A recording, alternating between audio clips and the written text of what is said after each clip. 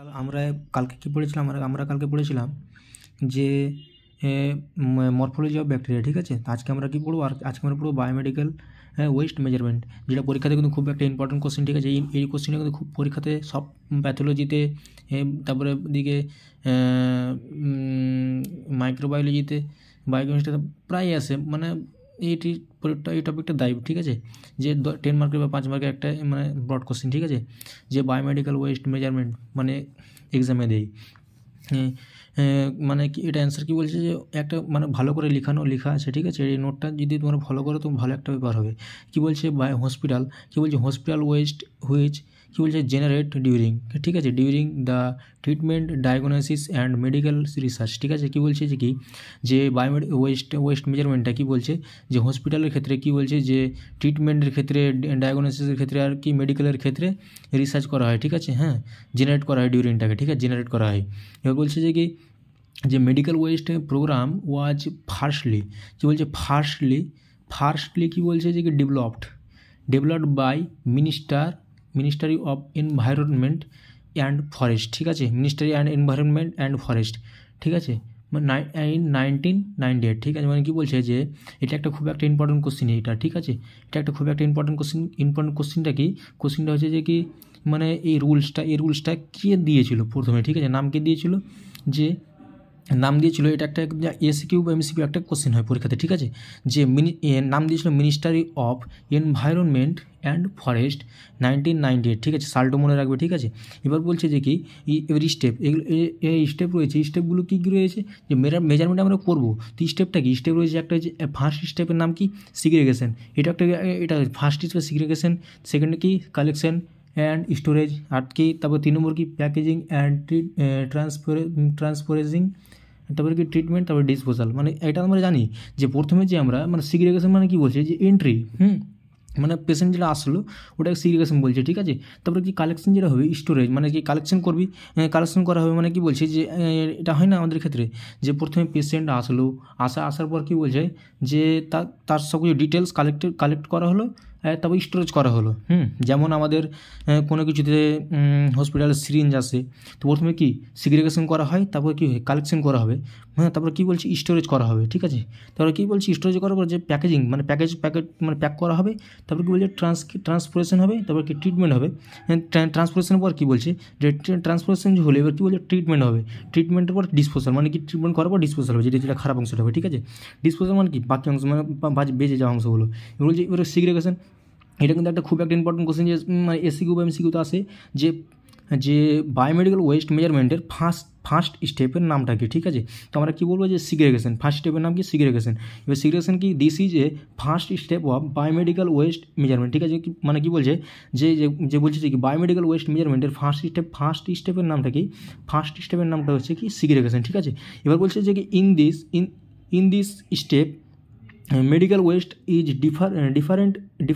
ডিফারেন্টেড or কী বলছে separate, ঠিক আছে? মানে সেপারেট কীভাবে করবো, যে এটা খারাপ অংশ, এটা ভালো অংশ, ঠিক আছে? তো কী বলছে এবার ইয়েলোবিন, ঠিক আছে? এটা আমি পিকচার দিয়ে রেখেছি খুব একটা ভালোর জন্য, ঠিক আছে? মানে মনে রাখার সহজ পদ্ধতি, ঠিক আছে? যে পদ্ধতি যে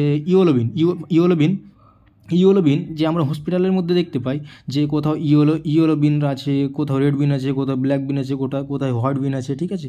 হ্যাঁ, কোথায় ব্লু বিন আছে, এরকম দেখতে পাই কি না? এরকম দেখতে পাই, মনে রাখার সহজ পদ্ধতি, এটা মনে রাখতেই হবে মেডিকেল ফিল্ডে যারা আছে, নাহলে তো এটার জন্য তো দেয় পরীক্ষাতে, ঠিক আছে? তো কী বলছে যে ইওলোবিনে কী ফেলা হয়, মানে কি বলছে যে হিউম্যানের কী বলছে অ্যানাটমিক্যাল ওয়েস্ট, যে হিউম্যানের যে বডি পার্টস রয়েছে সেগুলো কী বলছে ইওলোবিনে ফেলা হয়, ঠিক আছে?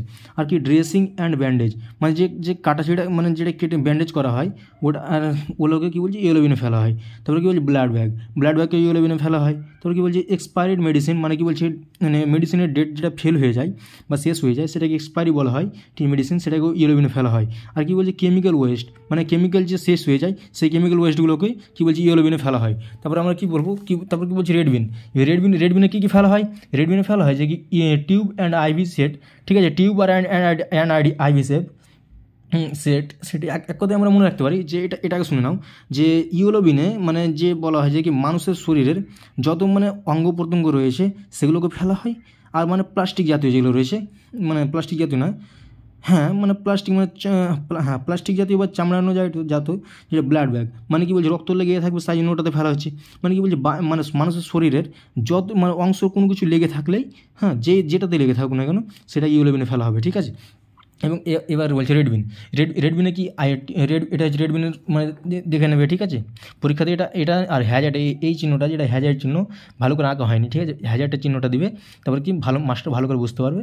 হ্যাঁ এবং কী বলছে, এবং তোমরা যদি এটাকে মানে পেন্সিল দিয়ে রেড পেন্সিল দিয়ে তুমি যদি কালার করতে পারো সেটা আরও ভালো হবে পরীক্ষাতে, ঠিক আছে, বা এক্সামে ভালো হবে সেটা।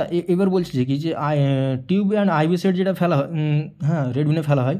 আর ইউরিনের যে ব্যাগ আর ক্যাথেটার, ঠিক আছে, মানে ইউরিনের ব্যাগ আর এবং ক্যাথেটার, ঠিক আছে, রেডবিনে ফেলা হয়। গ্লাভস ফেলা হয়, ঠিক আছে, এবং আইভি প্লাস্টিক বোতল ফেলা হয়। এবার কী বলছে সিরিঞ্জও ফেলা হয়, ঠিক আছে, মানে সিরিঞ্জটা কোনটা সিরিঞ্জ, যে সিরিঞ্জ যেটা থাকবে না, মানে কি বলছে সুচ যেটা থাকে ওটা সুচটা থাকবে না, শুধু সিরিঞ্জের বাকি অংশটি থাকবে, ঠিক আছে।